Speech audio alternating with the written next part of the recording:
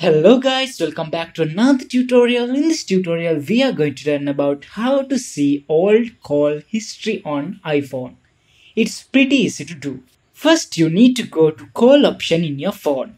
So tap on this little phone icon to go to your call option. Now you can find this recent option in the very bottom. So tap on that.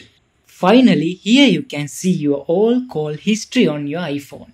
By scrolling, you can see all the phone calls you received and taken in here.